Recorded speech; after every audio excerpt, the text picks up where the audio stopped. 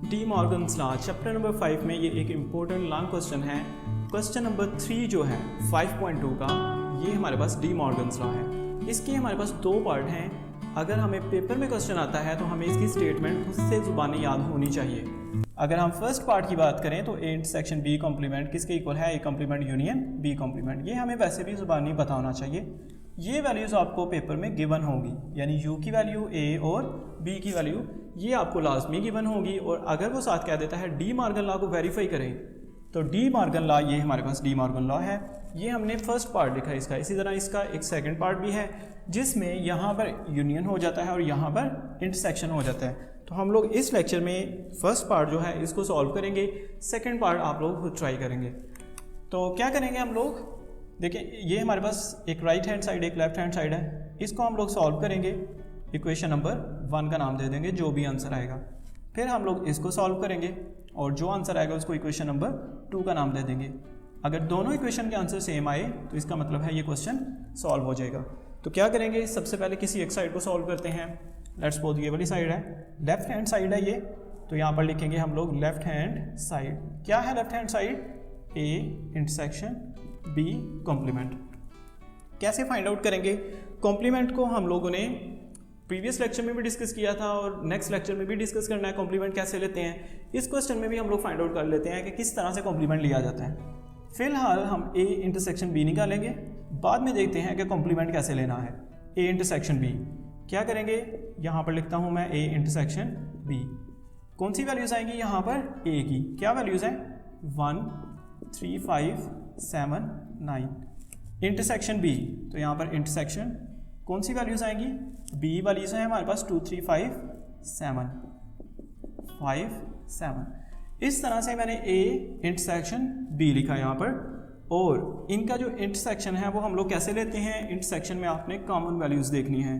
कौन कॉमन है यहाँ पर? 3 कॉमन है, 5 हमारे पास कॉमन है, इसके अलावा 7 जो है वो कॉमन है। जो वैल्यूज़ कॉमन है आप उनको लिख लेंगे तो ये हमारा आंसर होगा। ये आपने याद रखना है। जो इंटरसेक्शन है उसमें हम जस्ट जो वैल्यूज़ कॉमन होती हैं उनको लिखते हैं। अब हम लोग फाइंड करते हैं कॉम्प्लीमेंट। किसका कॉम्प्लीमेंट निकालना है? ए इंटरसेक्शन बी का। तो यहाँ पर मैं लिखता हूँ ए इंटरसेक्शन बी और ऊपर क्या लिख देता हूँ? कॉम्प्लीमेंट। कैसे निकालते हैं ये आपने याद रखना है। जब भी कॉम्प्लीमेंट आ जाए आप लोग लिखोगे यू माइनस आगे क्या लिखोगे? कॉम्प्लीमेंट के नीचे जो भी है। कॉम्प्लीमेंट के नीचे क्या है? इंटरसेक्शन बी, तो आप क्या लिख दोगे? Intersection B. लेट्स सपोज अगर हमारे पास आ जाता है ए कॉम्प्लीमेंट फाइंड करो, तो आप क्या करोगे? मैंने बताया आपने लिखना है यू माइनस कॉम्प्लीमेंट के नीचे क्या है? ए, तो आप ए लिख दोगे। इस तरह से आप लोग कॉम्प्लीमेंट फाइंड करोगे। अगर बी कॉम्प्लीमेंट आ जाता है तो क्या लिखोगे? बी कॉम्प्लीमेंट क्या होगा? यू लिखोगे माइनस कॉम्प्लीमेंट के नीचे बी था तो बी लिख दो। इस तरह से आप लोग कॉम्प्लीमेंट हमेशा फाइंड करेंगे। तो यहाँ पर भी देखें बिल्कुल ईजी है। इंटरसेक्शन बी कॉम्प्लीमेंट था तो आपने क्या करना है? यू माइनस कॉम्प्लीमेंट के नीचे वाली वैल्यू को लिख देना है। अब वैल्यूज़ पुट करते हैं हम लोग। u की जगह पर u की वैल्यूज़ क्या है? 1 से लेकर 10 तक है, तो यहाँ पर लिख लो 1 2 3 4 5 6 7 8 9 और 10। फिर हमारे पास क्या है? u के बाद क्या था? माइनस और a इंटरसेक्शन b क्या था? a इंटरसेक्शन b 3 5 7, तो यहाँ पर लिखते हैं 3 5 7। अब दो सेट्स हैं, इनको माइनस करना है। माइनस किस तरह से करना है ये आपने याद रखना है। देखें कॉमन कौन है? 3 5 7 इधर भी है, 3 5 7 इधर भी है। जो वैल्यूज़ कॉमन है अगर उनको लिखें तो वो इंटरसेक्शन होता है। तो हम लोग उनको वैल्यूज़ को नहीं लिखने लगे, हम जो बाकी रह गई हैं ना वैल्यूज़ उनको लिखेंगे। कौन कौन सी वैल्यू रह गई है? हम 1 लिखेंगे और क्या लिखेंगे? 2 4 6 8 9 और 10। यानी जब हम लोग सेट्स को माइनस करते हैं तो हम वो वैल्यूज़ नहीं लिखते जो कॉमन है। इंटरसेक्शन में क्या किया था? जो वैल्यूज़ कॉमन थी उनको लिखा था। माइनस जब दो सेट हो रहे हैं तो हम देखेंगे कौन सी वैल्यूज़ कॉमन है। जो कॉमन है उनको आप रहने दें, इस सेट के अंदर जो वैल्यूज़ बाकी रह जाती हैं उनको आप इस सेट में लिख देंगे। ये हमारा आंसर होगा।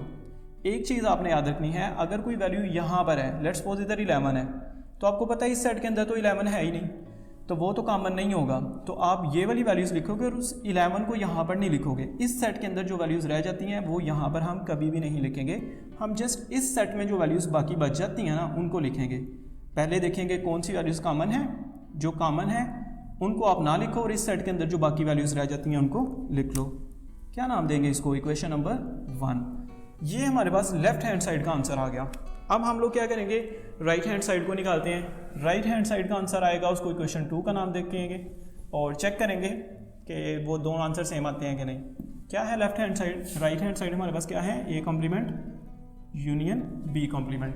अब कैसे निकालेंगे हम लोग A complement union B complement को? सबसे पहले तो यूनियन हम लोग कर रहे हैं, दो सेट्स का यूनियन है यहाँ पर ना, ए कॉम्प्लीमेंट और बी कॉम्प्लीमेंट। तो पहले ए कॉम्प्लीमेंट फाइंड करेंगे, फिर बी कॉम्प्लीमेंट फाइंड करेंगे, फिर उनका क्या लेंगे? यूनियन। ए कॉम्प्लीमेंट कैसे आएगा? क्या फॉर्मूला बताया मैंने? कॉम्प्लीमेंट जब भी आ जाए यू माइनस कॉम्प्लीमेंट के नीचे क्या है? ए। ठीक है, इस तरह से हम लोग फॉर्मूला लगाएंगे। यू की वैल्यूज़ लिखोगे यहाँ पर आप, क्या वैल्यूज़ हैं?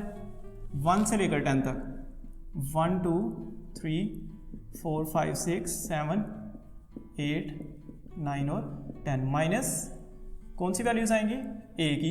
ए की वैल्यूज़ क्या हैं? 1 3 5 7 9, 1 3 5 7 9। अब ये दोनों सेट्स हमारे पास माइनस हो रहे हैं। क्या बताया था मैंने? माइनस के लिए क्या चेक करना है? 1 इधर है, इधर भी है, 3 यहाँ पर है, ठीक है, कॉमन था। इसी तरह और कौन है? 5 है, 7 है और 9 है। ये वैल्यूज़ कॉमन थी। कॉमन वैल्यूज़ को नहीं लिखेंगे हम लोग, हम क्या करेंगे? जो बाकी रह गई है ना, कौन रह गया था? 2 4 रह गया था, ठीक है, 6 था और 8 है और 10 है। इन वैल्यूज़ को हम लोगों ने लिख लेना है।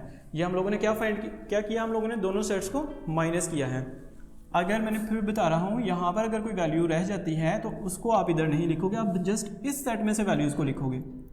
अब निकालते हैं बी कॉम्प्लीमेंट। क्या फॉर्मूला होगा बी कॉम्प्लीमेंट का? यू माइनस कॉम्प्लीमेंट के नीचे क्या है? बी। यहाँ पर वैल्यूज़ आनी है यू वाली, तो यू की वैल्यूज़ हमारे पास क्या है?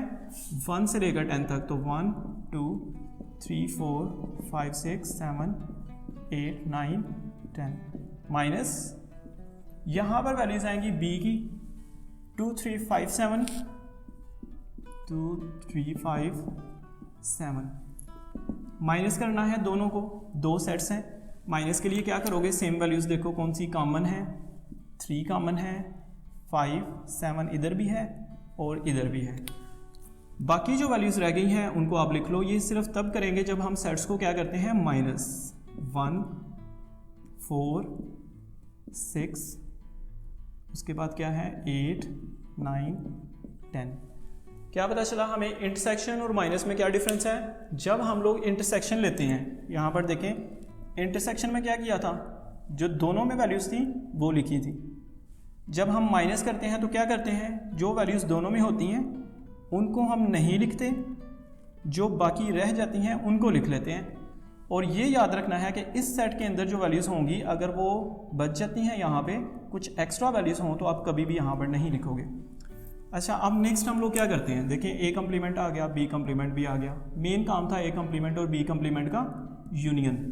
यहाँ पर लिखता हूँ मैं ए और इस तरह से। यहाँ पर क्या आएगा? ए कॉम्प्लीमेंट है ना, तो क्या है? ए कॉम्प्लीमेंट का आंसर आया हुआ है हमारे पास। क्या आंसर था? 2 4 6 8 10। फिर क्या है? यूनियन। यूनियन के बाद बी कॉम्प्लीमेंट है, 1 4 6 6 के बाद है 8 9 10, 8 9 और 10। तो देखिए, हमने ए कम्प्लीमेंट और बी कम्प्लीमेंट का यूनियन लेना था, इस वजह से पहले मैंने ए कम्प्लीमेंट और बी कम्प्लीमेंट निकाल लिया। अब इनका यूनियन लेते हैं, और यूनियन मैंने आपको बताया था कैसे लेते हैं। सारी की सारी वैल्यूज़ लिखनी है, इस सेट वाली भी और इस सेट वाली भी, अरेंज करके लिखना है। सबसे पहले 1 को लिखेंगे, फिर किसको लिखेंगे? 2 को, 3 नहीं है यहाँ पे, 4 2 दफ़ा है, हम एक ही दफ़ा लिखेंगे, 5 नहीं है, 6 है, 7 8 9 और 10। इसको क्या नाम देते हैं हम लोग? Equation number 2। क्या हमारी इक्वेशन 1 और 2 का आंसर सेम आया है? हम चेक करते हैं। इक्वेशन 1 का आंसर आया था 1 2 4 6 8 9 10, 1 2 4 6 8 9 10। अगर ये दोनों आंसर सेम आए हैं तो इसका मतलब क्या हुआ कि हमारा ये क्वेश्चन ठीक है। लास्ट में हम लोग लिखेंगे फिर फ्रॉम इक्वेशन 1 एंड 2, जो हमारी लेफ्ट हैंड साइड है और जो राइट हैंड साइड है उनका आंसर क्या आया है, इक्वल। इस तरह से हम लोगों ने डी मॉर्गन लॉ को वेरीफाई किया। इसका जो सेकंड पार्ट है वो भी आप लोग इसी तरह से करेंगे और ये इंपॉर्टेंट क्वेश्चन है, ये आपने ज़रूर करना। आज हम लोग सिर्फ डी मॉर्गन लॉ को करेंगे, नेक्स्ट क्वेश्चंस को हम लोग नेक्स्ट वीडियो में डिस्कस करेंगे।